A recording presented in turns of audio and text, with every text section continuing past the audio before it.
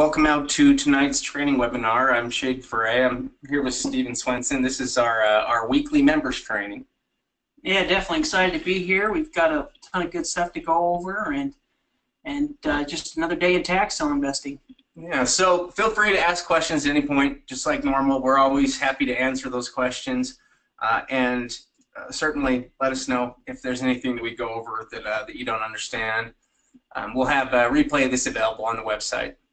So some of the topics and some of the stuff we want to cover tonight in terms of announcements. Oh, first, something to announce is that the openings or the spots for the 3-day are filling up pretty quick now. So if you have any, if you have any interest in going, contact us and let us know, and that way we can help you figure out something with the spot here before they're gone, because it might be a little while after that before we hold another event.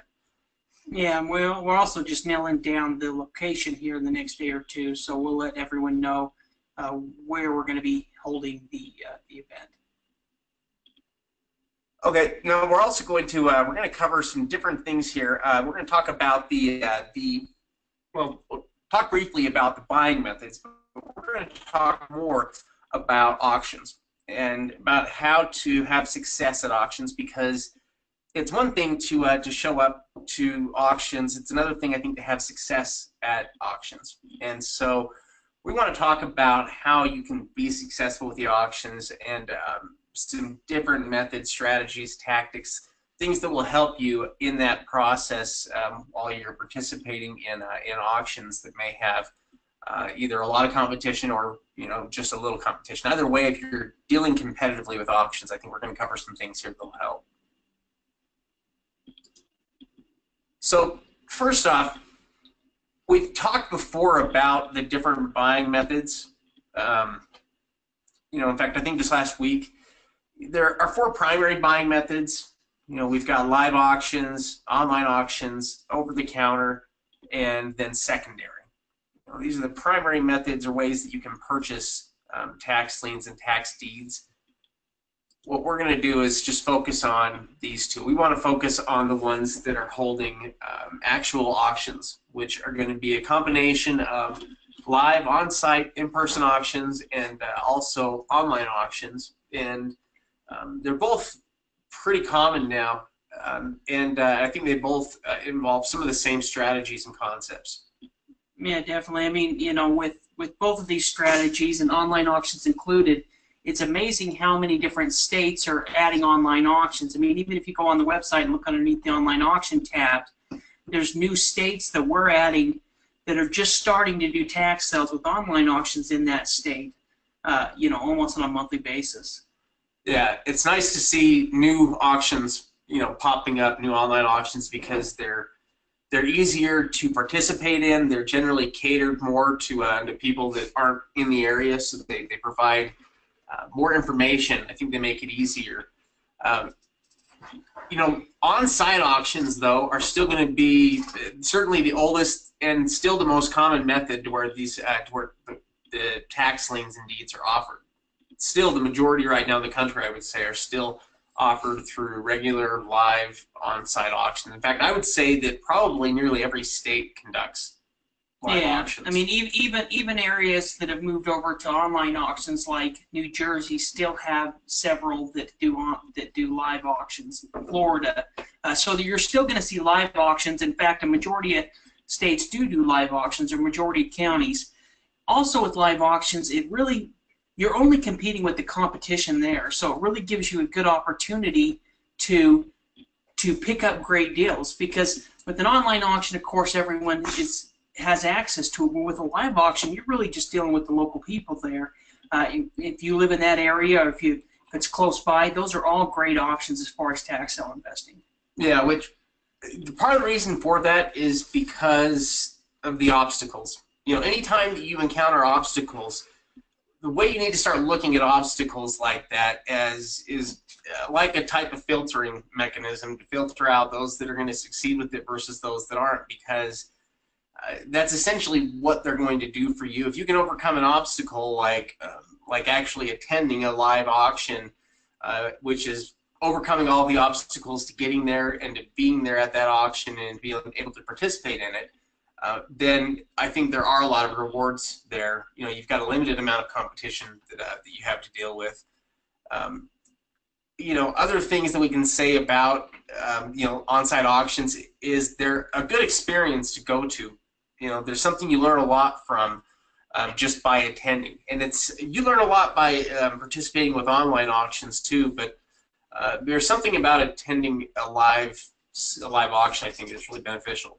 Yeah, well, you get to see people, you know, bid on properties, and you get to see how they bid, and it's a total educational experience. In fact, that's really how we learned about tax sale investing to begin with, was just attending an auction, really knowing nothing, and then after that, kind of seeing how it worked and starting to learn a lot more about it. They're usually going to be conducted somewhere at the county courthouse or some approved building. Sometimes they're on the steps, but a lot of times it'll be within some type of county government building, or you know, some type of I can't think like of a county building, any kind of conference room or something like that. Yeah, anywhere that will hold a fair amount of people. And they're always, some of them will only advertise locally. So oftentimes, you know, you'll have people there at the auction that are locals. They may come every year. It might be their first year attending, but you know, among them, I guess they'll be the ones that you're competing with. And so we're going to give you some different tips and clues, things you can do with both live auctions and online auctions that'll help. Now, auctions obviously use a number of bidding systems. We talked about them. I think everybody understands how most of these, how most sales operate. We're not really going to talk too much about the different auction types, but we're going to focus primarily on auctions that are set up to the highest bidder, which is the auction format that most of us are familiar with. It's the one that we see on a regular basis. And so we'll be talking about this from that perspective. Now let's see, what else can we say about online auctions other than we've kind of covered some of this stuff as we've talked about it going in. You know, we are seeing a lot more online auctions now. I mean, we're seeing them grow on a regular basis, and a lot of the growth we're seeing is occurring through third-party providers. You know, there are some counties that have created their own auction services, but for the most part, though, it seems like counties are moving over to these third-party providers, and which is good. It means you're going to get a better overall auction, and whenever you have one third party that's providing auctions for multiple counties, it's easy to jump from sale to sale within that organization. Yeah, and also sometimes your deposits can transfer over. You know, I would say that 99% of all online auctions are being held by one of these third-party providers. Some of them will create their own website. Some will have one website you go to.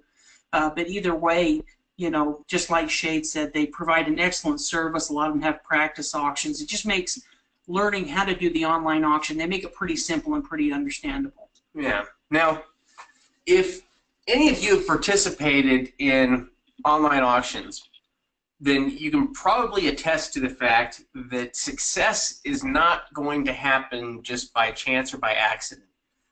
If you're going to be successful with auctions, it really requires more. It requires more along the lines of tactics and strategy. You have to go in there with a plan, and you have to have the ability to recognize what's happening in the auction and what you can do to counter it. And so with that being said, let's talk for a minute about bidding strategies and tactics. When we're talking about your bidding strategy, really what we're talking about is the methodology that guides your bids. Okay, it's the system you have in place determining how you're going to bid or why you're going to bid. And you know, we want to have specific reasons why we're bidding certain amounts. We don't want to just bid randomly, and we don't want to just try to win things, because it really goes deeper than that. I think to succeed at the auction, you almost have to look at the psychology behind why different people are doing what they're doing. You know, if you look at it in that way, I think if you look at it from the perspective of tactics and strategy, I think you're more likely to be able to have success than if you just go into it blindly trying to win what you want. No, in fact, the only times that we've ever seen anyone make mistakes has really been by somebody going in blindly. And it's not ever really been one of our students or members. It's always somebody we see at one of these auctions. We have many different stories we've seen over the years where people became emotional bidders, or they didn't quite know what was going on, and so they made bad investments. And that's really the only way you can hurt yourself with tax sale investing. It's one of the great things about it is that it's such a safe investment. As long as you go in there with the knowledge of the property and you stick to your methodology that you're using to guide those bids, you're going to have a pretty successful auction. Yeah. Now we're going to talk about a number of tactics, you could call them. I don't know if that you could say that they're all strategies, because they're really not. They're not even all positive. Okay, but that's part of the reason why we want to talk about them, is because they're not all strategies that we would want you to employ or use, but we do want you to be able to recognize them when somebody else is using them. And that way, it will help you know how to counter them or know when to walk away, and to basically when to know when you got to walk away with it. So let's talk a little bit about what they are. We've got a number of different, you could say, types, I guess you could almost say, because we've got different names for them. Our names are kind of made up, but they make sense to us, and it's based on what we see. So the first type of bidder that we're going to talk about is who we call the nickel and dimers. The nickel and dimers, this is something you'll see commonly in auctions. Again, it's not a tactic that you're going to employ. This is something that you're going to recognize more than anything, but it's really pretty simple. The driving force behind the competing bidder is that they want to spend as little as possible. Okay, they're operating from a place of fear. All right, their fear of both missing out on the property, but also their fear of paying too much. Okay, and so what ends up happening with this person is that they will continually make bids. Whenever there's a high bid that's established, they'll increase the bid amount, but it's always going to be by the minimum amount that they can increase it by. Okay, so if it's going up by intervals of 100, then they'll bid just that minimum amount, 100. And if the bid goes up again from there, they're going to bid it up again, but they're only going to bid it up 100. And they're going to do that, and they might do that for quite a while. And it's because they can't they're stuck in between that fear of missing out on the property and the fear of paying too much for it. And as a result, they end up driving up the price with small bids. They also end up creating bidding wars, because if you get a couple of these people together, then you've got a property that's going to be constantly, get bid up in price, and nobody wants to step out of that zone. Everybody wants to get the property for as little as possible, and that's what's driving that minimum bid increase. Yeah, I mean, if you're getting in a bidding war, and I've seen this before, where you're, doing a nickel and diming with an investor, a lot of times it's smart to jump up that bid by $500 or depending on what the investment is. That way, it may kind of help them back off a little. Yeah, we've got that further down in the tactics. But essentially, you're going to see this on a regular basis, because this is what a lot of bidders do, I think, almost by default. This is what people do when they're not really thinking about it. They want to save as much money as they can, but what they do unknowingly is they end up drawing a lot of attention to what it is that they want, because there's a lot of bidding that's taking place. And the more bids there are that take place in something, the more attention it gets. Okay, so that's the first type, I guess, of bidder that we're going to be watching out for, the nickel and dimers. They're the ones that are basically there to pay as little as possible. We want to be a little bit smarter in how we go about doing this. There's nothing wrong with putting up a minimum bid increase. What we're talking about more here is the people that don't really have a strategy. That sort of is their strategy, is if somebody outbids them, they're going to increase it a little bit until hopefully somebody yields. Now, here's a strategy you probably will utilize quite often. and it's a much better strategy overall. We call this the silent watcher. The idea behind this is you want to minimize how much attention the items that you want receive. And what that means is not drawing attention to them. It means avoiding any kind of bidding war. The best way to do that is just to remain quiet about it, to not, to not draw a lot of attention to the auction until the last possible moment. Basically, you don't want to leave the competition with a lot of time to do much. You want to try to basically act like you're not interested in the property until until that last moment when you can place your bid.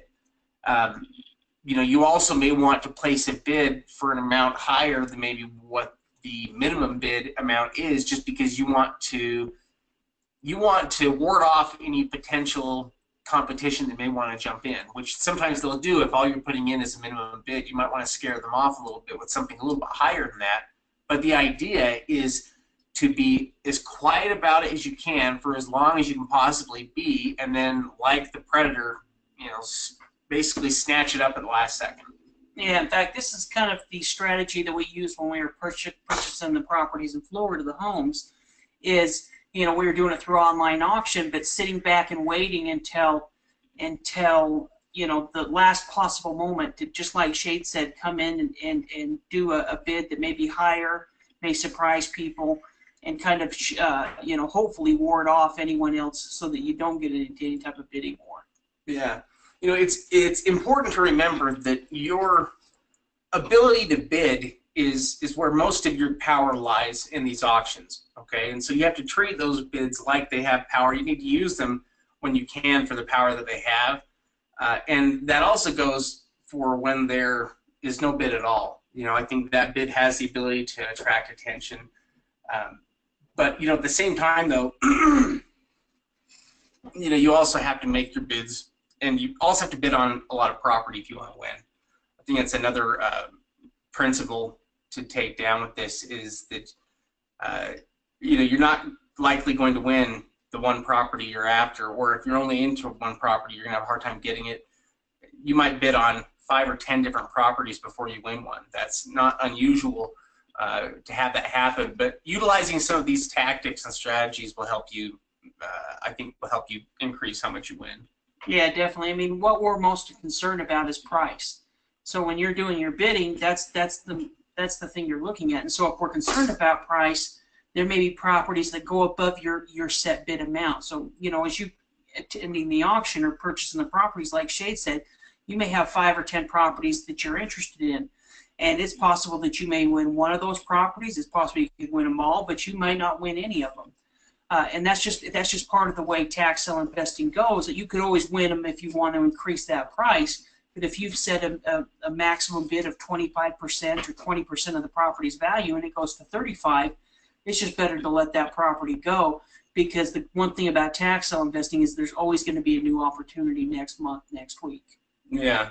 In fact, part of having success is the ability to walk away.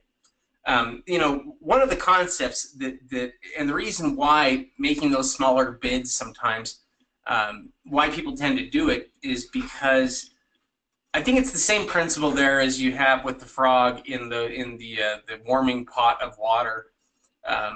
Gradual processes are I think harder to recognize and to see for what they are. When you're making bids in smaller amounts, it's different from when you make a bid for a bigger amount.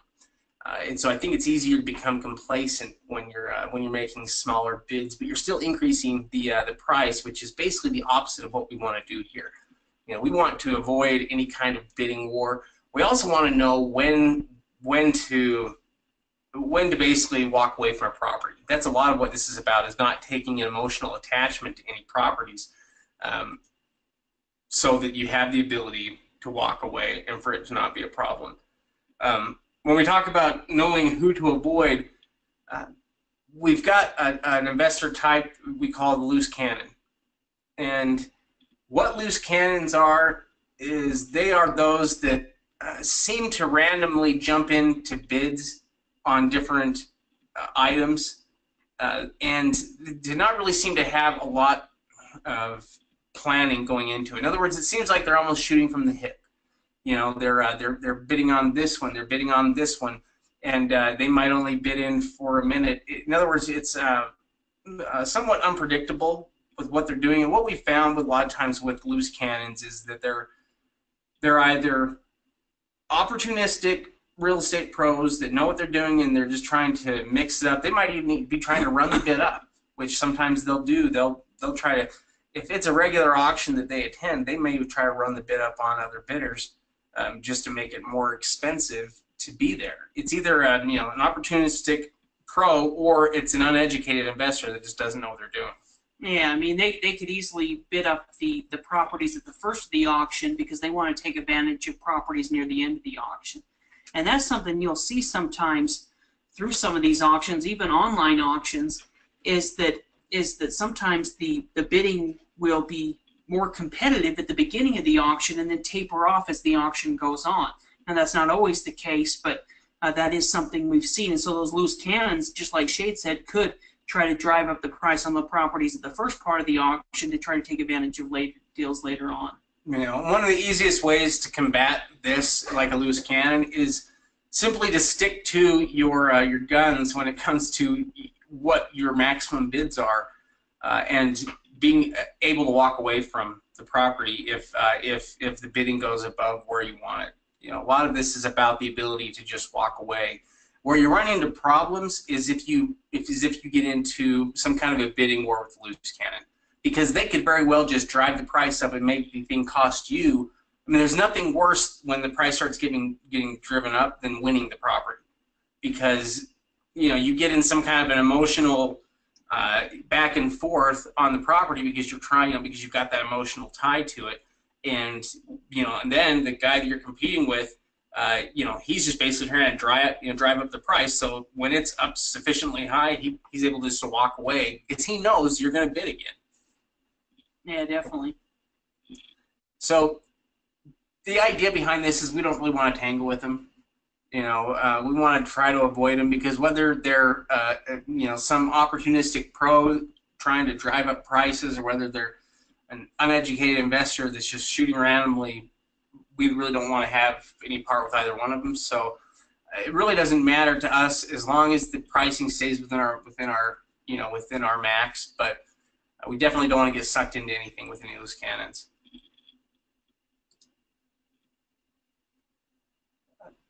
The nuclear option, and again, this is pretty simple. It also kind of alludes to something Steve was talking about earlier. And this is something you may use more in more competitive auctions. But the idea is pretty simple. Rather than coming out with the minimum bid, or whatever your bid amount is, and it going up, you just whack it right off the bat with the maximum bid amount.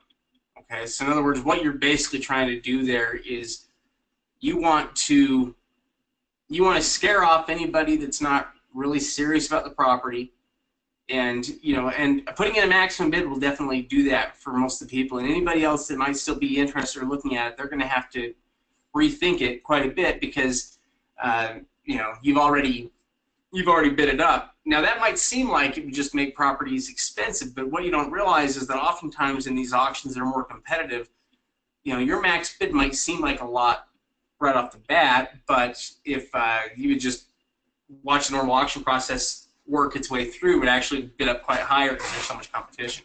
Yeah, it's very possible it could scare any investors away that, he's serious about this property or she's serious about this property. They definitely want to win it. But with all of these different auctions, really, as you prepare for the auction, you have your minimum bid set. It takes away any of the fear in the auction. You know exactly how much you're willing to pay. You know how much you're willing to bid to. And so as you're watching these different types of other bidders around you, and you can especially see it in a live auction where you can see people, all of these different things are going to come into play. Now with an online auction, it may be a little bit different depending on the way the auction's set up on the system as far as putting your full maximum bid.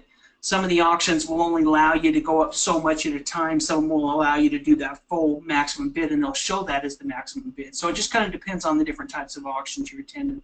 Yeah. Now, The idea with this, though, is not to so much spend too much. It's to make the most out of the bid that you have. In other words, there may be other people there that would be willing to pay the same price, but when if you were able to come out there and hit them with a max bid, it causes everybody to take a step back on the property because their idea of picking the property up for some kind of a cheap price goes out the window, and so.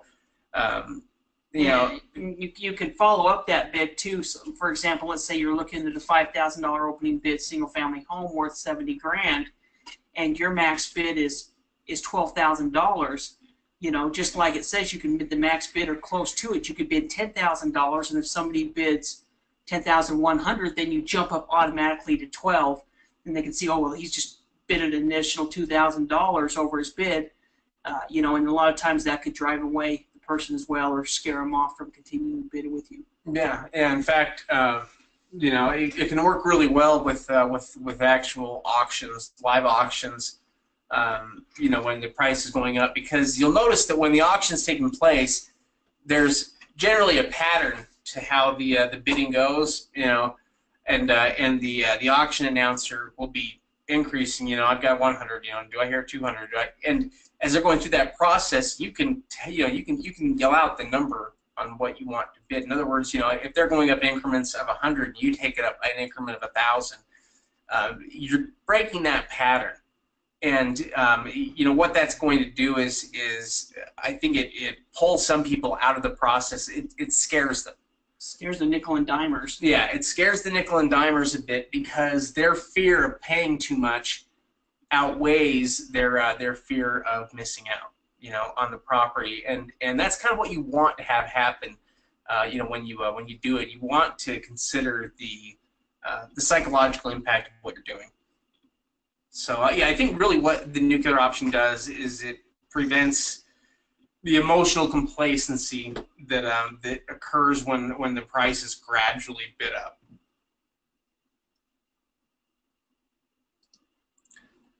Okay, so another type of investor here that you may run into is personal interest bidders. Now, if you've attended very many auctions, you may eventually run into this. I know that we've run into it before. Yeah, definitely. More than one occasion. But the reality of it is, you never really know who it is that you're bidding against. You don't really know why they're there, what they're trying to do, whether they're just another investor. For all you know, they could have a really good reason for being there, for bidding on the item. They could have a reason that's better than your reason, or at least more personal than your reason. Especially when you're dealing with public auctions. You really never know when you could be dealing even with possibly a family member of the former owner of the property before it was lost, or whatever the item is. Yeah, family member, friend. It can also apply to specific type of properties as well. Let's say that there's a duplex coming up, and that's the perfect property for somebody, and they're going to buy one, and it's exactly what they're looking for. Well, they may be willing to pay a lot more because they plan on living in one side and renting out the other than just a straight investor who's looking at an investment. So instead of getting it for 30%, maybe they're willing to pay 60 or 80% because they're going to still get it cheaper than they would through the normal market, and they're really looking at it as a personal home. So they're not looking at it as an investment. I mean, I guess they are, but they're not looking at it as an investor. They're looking at it, buying it a personal home and getting it for cheaper than they could get it on the market. Yeah. In fact, really, the two of you have different priorities if you think about it, because your priority as an investor there is to try to to get the property for a good deal, but your primary priority there is to make money, and so therefore you don't want to pay too much for it. Their primary objective is to get the property, and so that comes after the financial side of it, which is why oftentimes you'll see, if you ever see properties that get bid up to crazy amounts at tax sales, like properties you see that get bid up to like full market value, that's an example of when you have a bidder with personal interest, maybe even more than one bidder with personal interest in the property that are competing against each other, or somebody getting in a bidding war with somebody that does have personal interest, because they're essentially willing to win the item at any cost. And for you, that just that's not true. For you, you have a very specific and finite cost. Yeah, yeah, exactly.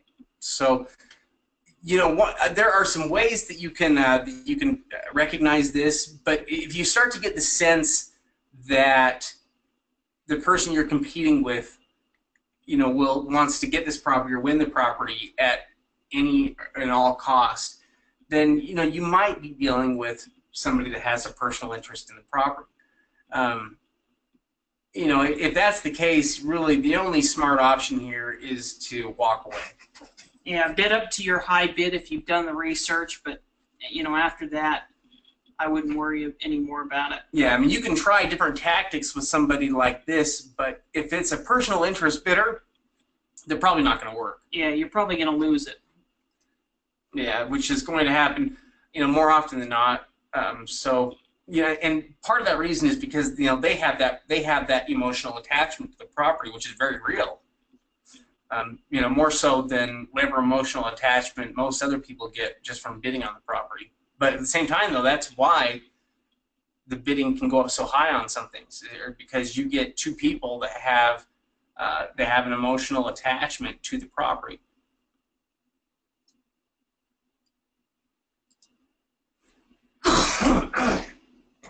All right, breaking the cycle. This is really more of a tactic, I guess you would say, something you can do, or something to keep in mind as you're dealing with auctions. Some of the online auctions that you'll participate in, you'll notice extend a timer every time a maximum bid is reached.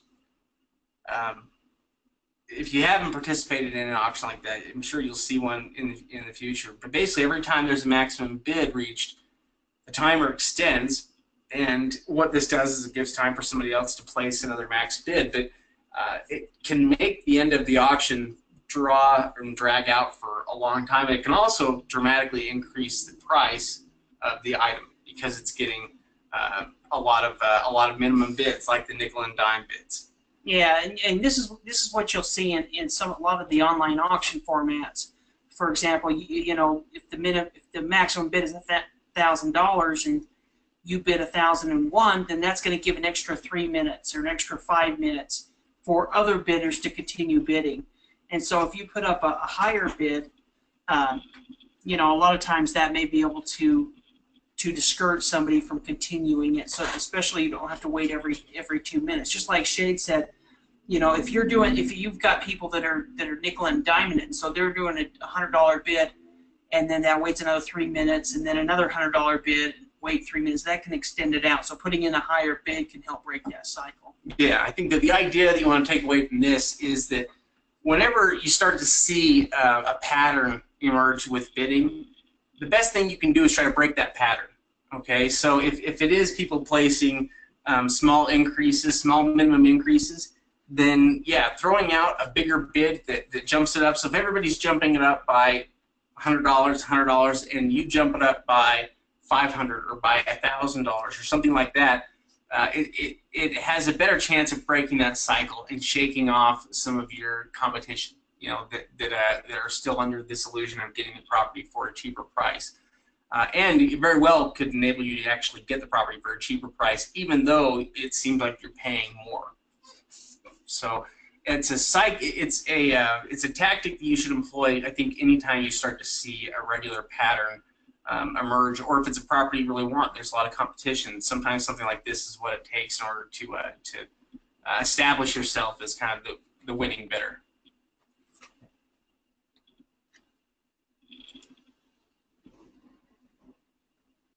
Wow, sounds like it must be a huge storm. Yeah, the wind's really blowing. Oh, grab my car. Okay, so online auctions here.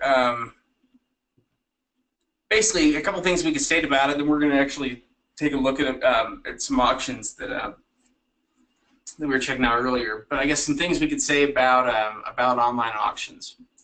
Steve mentioned one earlier, and that is that sometimes the last half of the auction is a more effective time to bid sometimes than the first half of the auction. Yeah, and that's generally what we see, but sometimes we've seen it different, where the first people were were a little bit shy, and as the auction got on, and that's the one thing about as you do these different online auctions, you'll see different, every auction's a little bit different. Even though they may be exactly the same, even auctions from in the same county that I've done, or that we've done. So, in Florida, we invested in a certain county month after month after month. Every month that auction was a little bit different. The competition was different, even the investors, because you can see, what the investor's name is, not their real name, but their login name. And so, everyone's going to be a little bit different. But, the important thing is that you understand how it works, that you understand everything that's involved with the auction. That's the reason we always talk about going through and reading all of the auction rules and the facts, and that way there's no surprises. That's what we want to eliminate. We want to eliminate any risk, and if we eliminate any surprises, then we're eliminating that risk. Yeah. So the auction instructions will do so much to help you avoid surprises. You're going to want to know things like what payment forms they'll accept. You're going to want to know when your deposit's due in order to participate in the auction, and other things. Generally, the larger the sale, sometimes I think the higher the odds, that there can be a good property. That's not always going to be true in every single property, but it seems like generally it's something that's more true than not. And something we mentioned earlier, that is treating obstacles like filters between those who are going to succeed with this and those that aren't, because that's really what they are. I think that we're naturally inclined to take the easy route. We're naturally a little bit lazy or short-sighted, I think you could say. And so when it comes to obstacles that get in the way of something like this, getting past obstacles can definitely limit your competition if you find sales that are more difficult to participate in. And that can include different online auctions. Not all online auctions are the same in terms of competition. That's something else that people should probably understand. Is I know there's some people that are really discouraged by online auctions because they feel like they've just had way too much competition everywhere that they've done it. But the reality of it is they may have only tried maybe one system or two systems. Maybe they bid for assets a little bit, or maybe something on real auction and didn't land the property. And they're definitely not all. They don't all have the same level of competition. No. Not even the same counties will have the same competition from month to month. Like I was talking about the Florida auctions, the competition could be aggressive one month, and then the next month it was less aggressive. And so, how to predict that is nearly impossible through all of our experience. There's certain things that we can say, oh, well, this one's got, like Shade said, the larger the sell, the more properties that are available, the better chance you're going to have of getting one at your price that you want. There's different things like that contribute to it, but there's no real crystal ball or any way to predict how an actual auction is going to what the results are. You can look at the previous auction to get an idea, but that's not always going to be how it is. And so with it, it's really just a numbers game. Even if you have to participate in a couple of auctions before you purchase the property, and even do a deposit because it's some type of online auction, you're not losing a ton of money. Of course, you're taking some time, but once you do get the properties that you want, you've got them at your price with plenty of profit margin. And so, I think with online auctions, there's just more and more opportunity for investors to invest outside their own area. Yeah, there are a ton of opportunities out there, and it's always growing. I think that there is always a growing number of opportunities out there for investors. Okay, so why don't we take a look at some of these auctions? Something else I was going to mention too is checking the results of past sales. That's always a good way to kind of gauge what's happening with an auction. And if you see a past sale is competitive, don't let that scare you away, I guess, just because you see some people bid. Because oftentimes what we'll do when we're looking at the past results is, we'll scan through it, and what we're looking for is partly how much people are paying, but it's also partly how much people are not paying. That's really what we're more interested in, is in the types of properties that sold for minimum bid amounts, or for, or that didn't even get a bid. You know, if we see properties that are selling for the minimum bid amount or properties that are not getting an initial bid, then we know that there's room there for success. So I think if you have too much competition in some places, you're not going to find that usually. Yeah. Everything will sell for high amounts. You won't usually find things that don't sell. Also, with one quick thing to add as well with online auctions or with auctions in general is the more flexible you are with the type of property you're willing to buy, as long as there's profit, the easier it's going to be for tax sale investing. You know, some of the I guess the most difficult students we've worked with are students that have a very, very specific idea of what they want. And if they, and maybe it's only in a certain market and, a certain type of property, well, that's going to totally limit what they're able to do. So if that's the only strategy they want to do is purchase a 5-bedroom, 3-bath home in some county, well, to get that, they may very well have to be incredibly competitive and pay way more than you should at a tax sale to be able to do that. The more flexible you are with the type of property, that being land, commercial, condos, single-family homes, mobile homes, as long as the price makes sense, it's going to be a lot easier to be successful in tax sale investing. Yeah, I think that's actually a really good point because, the profitability isn't always where you want it to be. Oftentimes you have to take profitability wherever it's available and wherever it's offered. And if you're really out to make money, then, I think it has to take priority or precedence over what your mind tells you is the great investment. I think we all have a certain consumer mentality about what is good and what's not when it comes to real estate, and we can't help but think about what we would personally prefer to live in, or what we personally think about this property. But really, even what we personally think about this really doesn't matter. What's important is what the property sells for and what we can buy it for.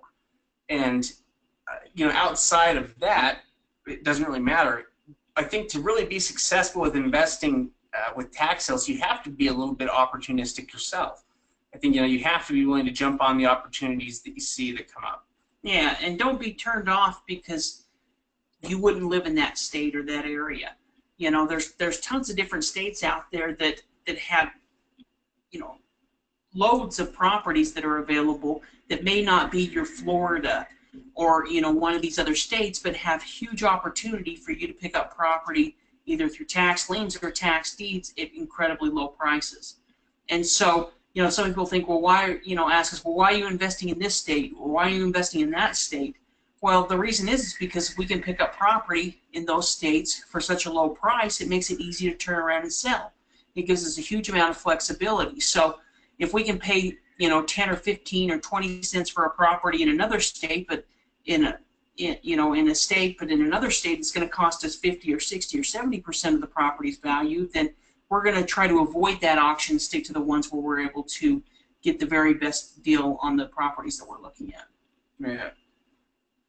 So we're going to take a minute and take a look at some auctions here and some things that have taken place here. So I'm going to switch over and let's see. Okay, so the first thing I'm going to do here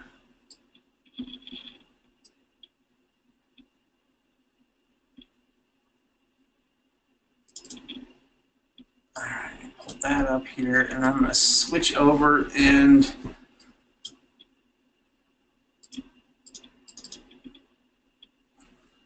in just a second here I will have us switched over.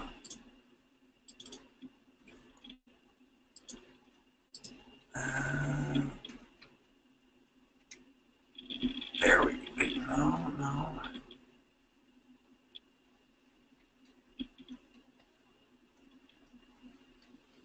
Oh, let's see which one this one right here is.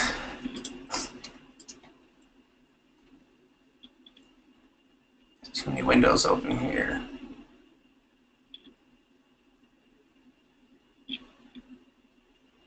Oh, there we go. Okay, sorry, that took a minute here for me to find that. But basically what we clicked on here is we're going to an online auction. Yeah, now this online auction, you need to log in and register. It's free to create a login and register it. But what we've done is you can't really see the properties like you can on other. You have to do a full registration to bid. So what we've done is just pulled up the Excel list and also went to the assessor, and we're going to look through some of the properties that are coming up. Now, this is an Indiana cell in St. Joseph, and so this is going to be in the Fort Bend area of Indiana, and it's a tax lien certificate cell. So we downloaded the list. You know, if you were to participate in it, we would just log in and go ahead and do it that way, but it's easy to kind of go through and look at some of the properties through an Excel list. Usually, if there's an Excel list, both me and Shade like to download them to see what information is available. But you can see some of the different properties that are available. If we click there, it'll take us to the assessor. And we can check out some of the properties. Okay, so what we'll do is we'll switch back and forth between you looking at which one? Just the green ones. All right, there we go. Okay, so we're going to start here with this property right here, which is the third one over. We can see now this is a lien sale. Yeah, these are tax lien certificates, so they're a little bit higher price tax liens, but we can see what different types of properties they're on. Okay, so we've got this one right here that is what, 16,800. Yeah, so that's, they owe 12,000, but if it gets totaled to the sale by that point, they're going to owe 16. So that's what an investor would pay. And we can just copy that parcel number. That's a long old parcel number. Okay, let's jump over.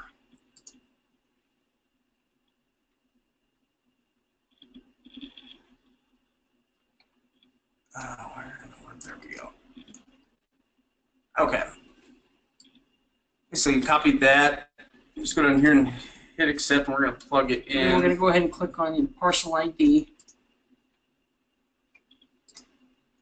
You can just do that. Starts with? Yeah. I think. So here we have the property, and the property information is pretty basic, but we can see that there's quite a bit of value on it. It shows improvement value of $455,000. We have the address there as well, and there's also the address on the Excel file. And we can go to Google Earth or Google Maps and get an idea of what the property is. Yeah, so maybe let's copy it right here. And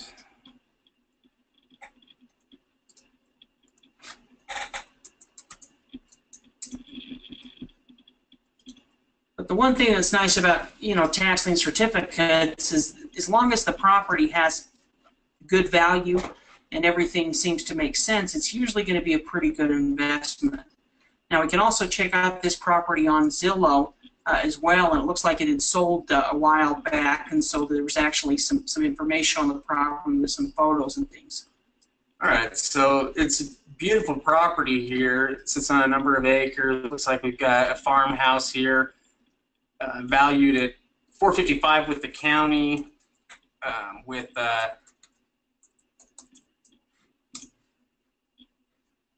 let's plug this in and we'll see what Zillow has it listed as being worth. And their estimate on it is $521, and they, you know, even got a couple of outside images of the property here. For a lien, though, yeah, you know, your $16,000 is protected by a property worth $500,000, 4-bedroom, 3-bath.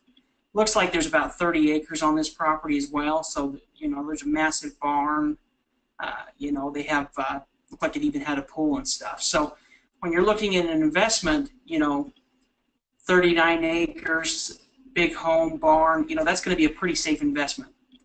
yeah, in fact, with a tax lien, really, there's only so much information you would really need to know before you could make the investment as a tax deed. But as a tax lien, that's quite a bit less information, because we're not actually buying the property, we're just buying a lien against the property. So the only thing we really need to verify there is that the property has significant value. And yeah, we've already been able to verify that just from what we can see there, the fact that it's, you know, 32, 33 acres of land, 500,000 improvements. It's worth a lot. Our money is very secure, and In all likelihood, it will redeem just like the majority of liens do, which means that you're going to get a check in the mail with a good interest rate return included. Yeah, yeah. Property like this is most likely, totally going to redeem.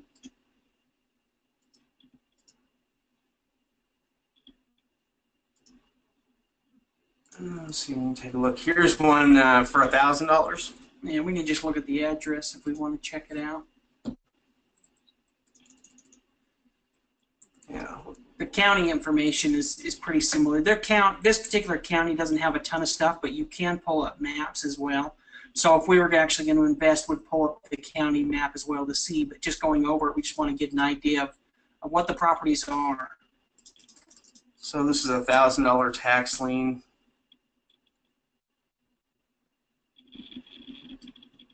It looks like it's on a house, isn't it? It's on a duplex? Yes, I think it's oh, yeah, it's just a house.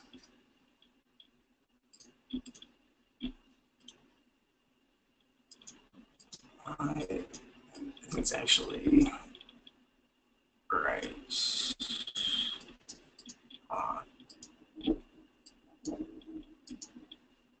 Sounds like I made a program here.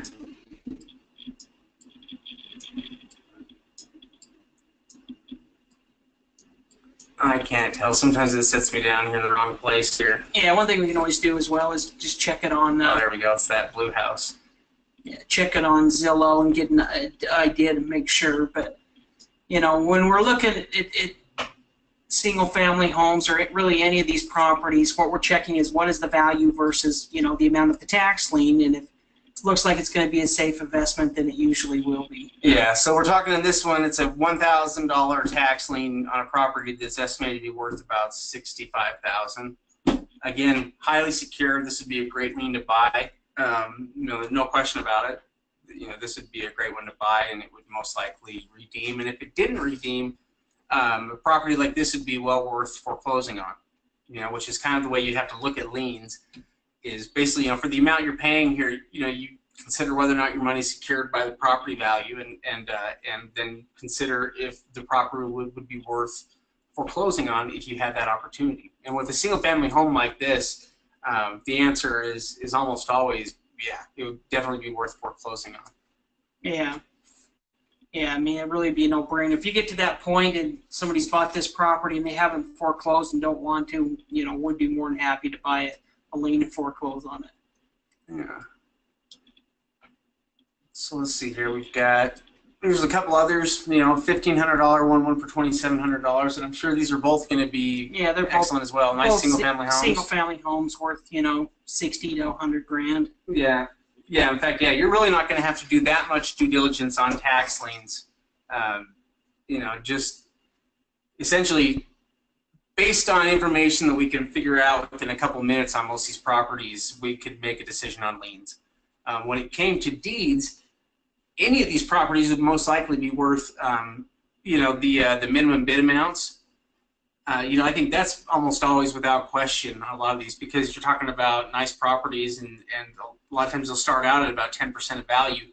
What you're really trying to determine, though, beyond that is what your maximum bid would be. What's the maximum amount that it would be worth to pay for this property, and that's where a lot of your due diligence comes in with tax deeds.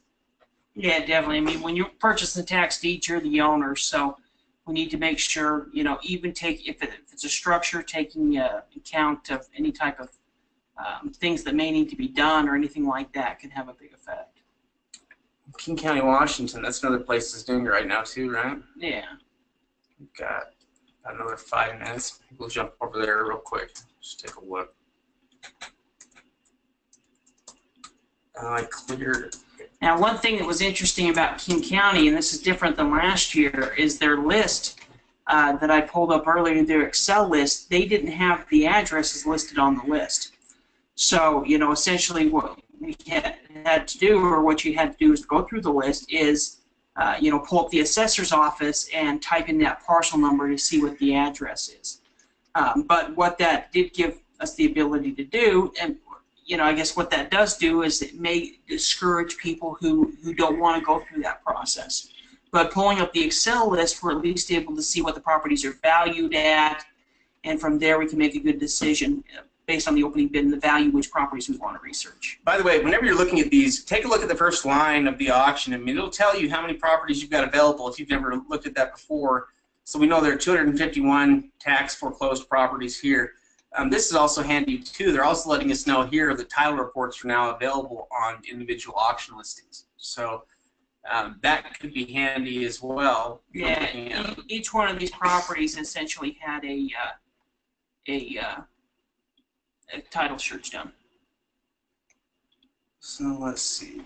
The Excel list. Yeah, I do. Let's see. Let me grab it here. Let's look at this.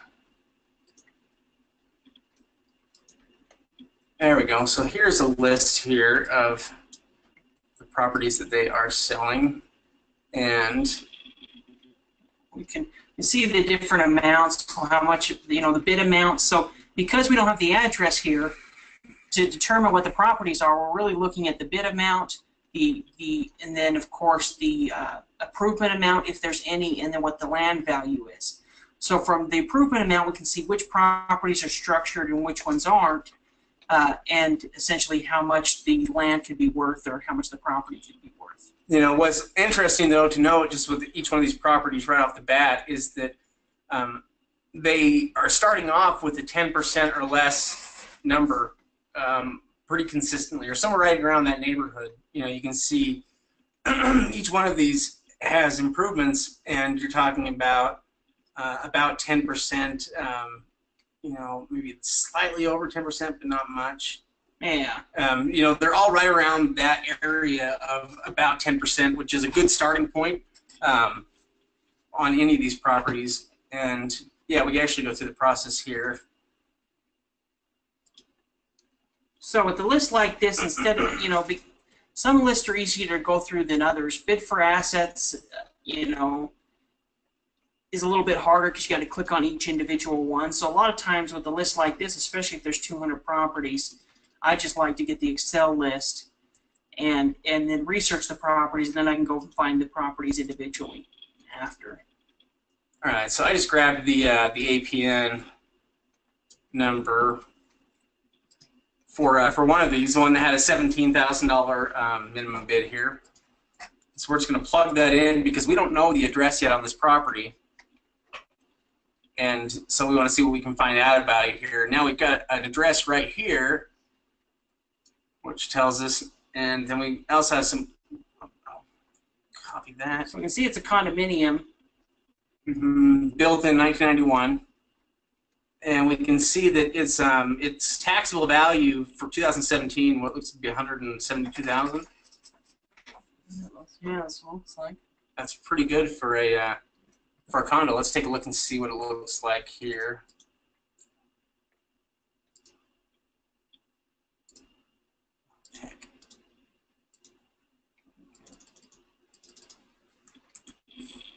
It won't let me. Huh. Bizarre. All right, let me go back here. I don't want to get out of Indiana. Here, let's just go like that. There we go.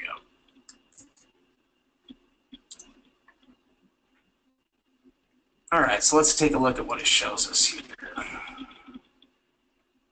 All right, so we can see here the Forest Park condominiums here. You can see, so we can already see that end of it, and oh, that's a different one. Here. There we go. That's the property we're looking at. Now, you can also check out the value on Zillow just to get an idea of essentially what it's going for. Yeah, let's take a look. Flip them to Zillow. And we're going to plug that in.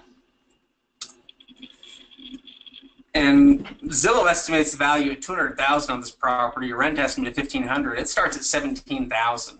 And we can see it sold in April 2004 for $131, and it rents out for $1,500 a month.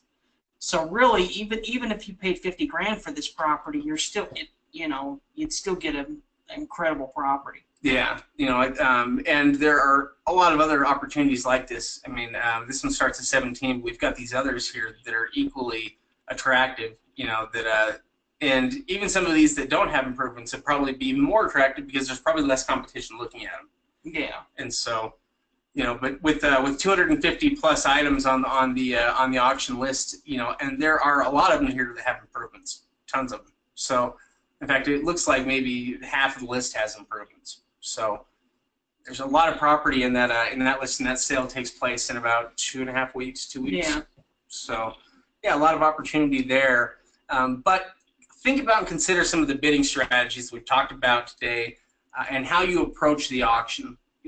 Utilizing some of the different tactics, because I think if you utilize some of those, like being able to recognize what some of these other bidders are doing, or doing things like being the silent watcher, trying to utilize that effectively, or whatever the tactic is, I think it'll make you a more effective bidder, because you're going to be a bidder that actually has a game plan going into it that is that's not just being reactive, but that's actually trying to set the pace with auctions. So I think it'll make you a pro. Yeah, and the best way to become a good bidder is just to bid.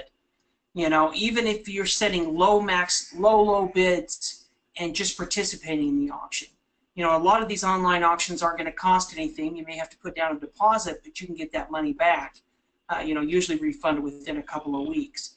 And so, even just participating in some online auctions, just to kind of go through that process of starting to bid, or even participating in some of the practice auctions, are going to help you get started in this process. Yeah.